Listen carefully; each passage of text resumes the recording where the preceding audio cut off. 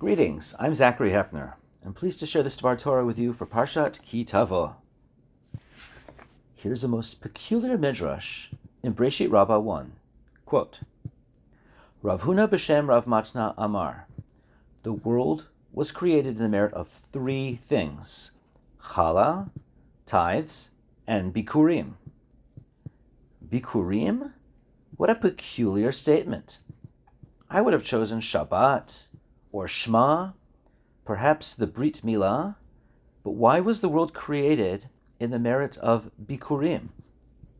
To perform the Bikurim ritual, the farmer brings his first fruits to the temple in a basket, in the presence of a priest, and then declares the Arami Oved Avi passage. The sages saw profundity with Bikurim.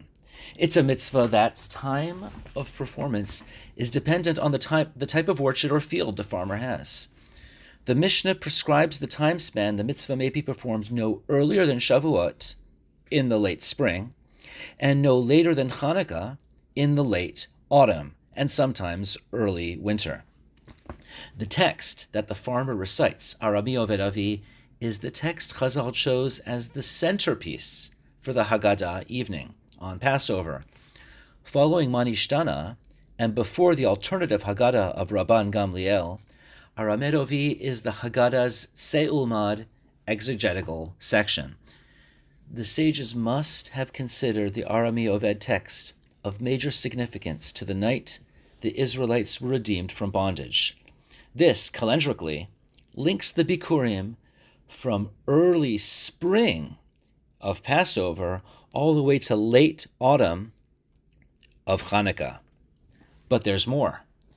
In Megillah 6, the rabbis disagree whether Purim ought to be observed on the first or second Adar during a leap year. The law follows Rabbi Shimon ben Gamliel that it is always observed in the second Adar because Mismach Geula leGeula Adif.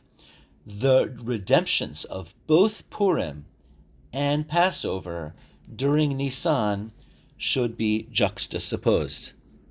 This links the theme of Purim in late winter to Passover.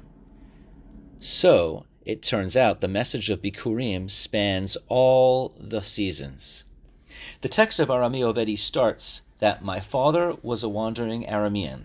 He went to Egypt in small numbers, grew in numbers, experienced slavery, cried to the Almighty who saved them from their afflictions with great wonders, took us to the land flowing with milk and honey. Presently, I am presenting the Almighty with these first fruits. Now listen carefully to the next and final verse. V'samachta b'chol hatov asher natan lecha Hashem Elokecha leveitecha, ata v'halevi v'hager asher b'kirbecha.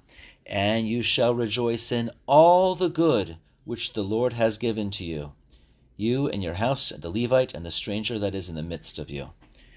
You shall rejoice in all the good.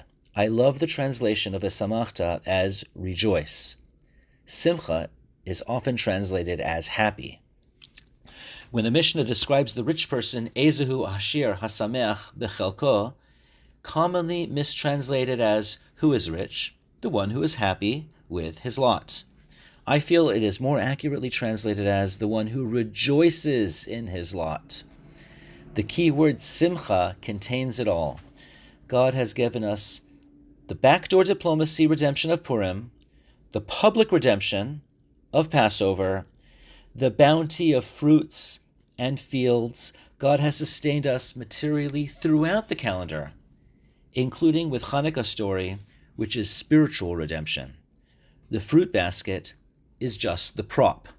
The main thing is the rejoicing and gratitude that covers all the four seasons.